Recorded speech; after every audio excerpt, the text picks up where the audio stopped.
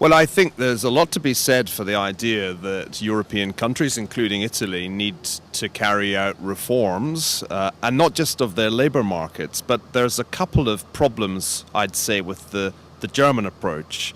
The first is the assumption, which is quite widespread in Germany, that Germany's reforms are a template that everybody should adopt. So the Hartz or Schroeder reforms should just be rolled out in all European countries. And I don't think that's right, because in fact each country has its own distinctive institutional problems, and they're not going to be solved by necessarily German methods.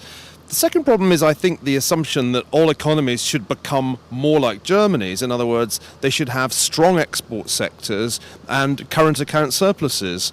And it's clear that that's not something that everybody can do. Indeed, it would not work at all if all European countries had current account surpluses. And yet that is part of what is happening as a result of the policies currently being pursued.